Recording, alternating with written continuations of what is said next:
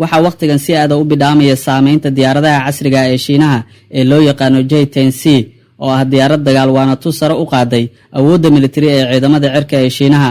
ciidanka cirka ee Shiinaha ayaa sii wada inay awoodooda ku muujiyaan diyaaradooda casriga ee J-10C kuwaas oo noqday qayb muhiim ah oo ka mid ah dowlatusyada militari ee baaxadda leh ee lagu qabto deegaan u muuqaal eg midka dagaalka dhabta ah. intii uu socday dowlatuska, diyaaraduhu waxay wadeen duqeymo dhanka cirka ah iyagoo ku duulaya xawaare sare ayna weheliyaan ciidamo isku dhaf ah, waxaana hawshan ay la kaashanayaan nidaamyada kale ay isticmaalaan ciidamada Shiinaha. dowlatuskan ayay ujeedadiisu tahay in lagu tijaabiyo awoodda duuliyayaasha si ay go'aan degdega u qaataan xilliga dagaalka, iyagoo sidoo kale adeegsanaya tiknoolajiyadda casriga ee raadeerka, iyo inay sidoo kale ahmiyad gaara siiyaan weerarada meelaha fogfog laga hago ka hor inta aysan cadowgu arkin. falaqeeyaasha militari ayaa sheegaya in awooddan ay tahay midda ka dhigaysa in diyaaradahan si weyn looga qadariyo Aasiya iyo meelo kale oo caalamka ah. sanadihii la soo dhaafay, Shiinuhu waxa uu si weyn u maalgeliyay horumarinta diyaaradaha dagaalka ee casriga ah si loo yareeyo ku tiirsanaanta tiknoolajiyadda shisheeye. J-10C waxa ay ka mid tahay diyaaradaha ugu guulaha badan caalamka, iyadoo ay ugu wacan tahay isku darka tiknoolajiyadda oo horumarsan, qiimaha oo jaban, iyo awoodda dagaal ee diyaaraddan oo aad u sarreysa. inkastoo ay leedahay hal matoor oo keliya, haddana diyaaraddu waxa ay muujisay awood weyn oo ay kula dagaalanto diyaaradaha ugu waaweyn adduunka, taas oo keentay in loo qadariyo mid ka mid ah diyaaradaha ugu khatarta badan ee kooxda diyaaradaha ee jiilka afraad.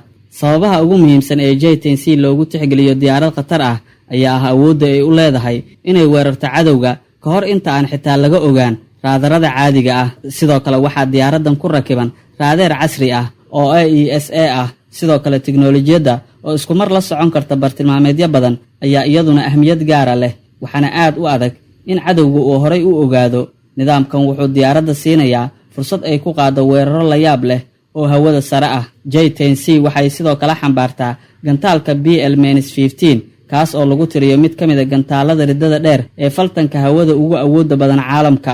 gantaalkan ayaa la rumaysan yahay inuu awood u leeyahay inuu garaaco bartilmaameedyada masaafo ka badan 200 oo kiiloomitir, taas oo u sahlaysa in duuliyaha uu weerar ku qaado diyaaradaha cadowga ka hor inta uusan xitaa gelin aagga dagaalka ee khatarta ah. dhanka dagaalka hawada dhow, diyaaraddu waxa ay adeegsataa gantaalka BL-10 kaas oo awood sare u leh inuu si degdega u bedelo jihada uu bartilmaameedku ahaa, xitaa haddii ay jiraan dhinaca diyaaradda. nidaamkan waxa uu ka dhigayaa diyaaradda J-10C mid aad khatar ugu ah dagaalada eyda oo loola jeedo dagaalka dhow ee u dhexeeya laba diyaaradood oo hawada ku dagaalamaya. marka laga soo tago hubka J-10C saaran, waxaa loogu talagalay sidoo kale inay awood u yeelato inay si degdega hawada isugu rogrogto oo ay bedelato jihada iyadoo isticmaalaysa xawaare sare.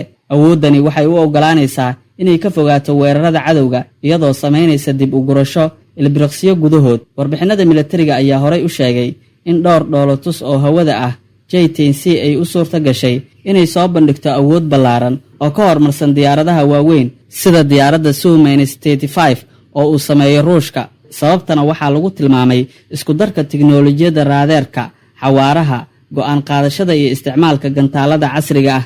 arrimaha kale ee soo dedejiyey in diyaaraddan loo aqoonsado kuwa ugu khatarta badan caalamka ayaa ah awoodda ay u leedahay inay si dijitaala ula shaqayso diyaaradaha kale ee Shiinaha sida J-20 iyo J-16. nidaamku wuxuu u oggolaanayaa diyaaradaha inay isweydaarsadaan macluumaadka dagaalka wakhtiga dhabta ah, taas oo ka caawisa duuliyayaasha inay hore u arkaan booska cadowga islamarkaana ay fuliyaan weeraro wadajir ah oo waxtar leh. dhanka kale, diyaaraddan ayaa wacdaro ka dhigtay iska horimaadyadii u dhexeeyay Hindiya iyo Bakistaan, halkaas oo ciidanka cirka ee Bakistaan ay u adeegsadeen inay ku soo ridaan diyaarado ay Hindiya wadatay oo ay ka mid yihiin kuwa Rafael ee Faransiisku sameeyo. guulaha ay diyaaraddan la soo banbaxday awgood, wadamo dhowr ah oo ay ku jirto dalka Masar ayaa muujiyay danayn weyn oo ay u qabaan inay iibsadaan diyaaradda J-10C si ay u xoojiyaan awooddooda militari. sida xoguhu sheegayaan, Shiinaha ayaa kordhiyay heerka tababarka duuliyayaashiisa dagaalka sanadihii ugu dambeeyey, taas oo ah in ka badan dalalka kale ee caalamka. tallaabadan ayaa lagu sheegay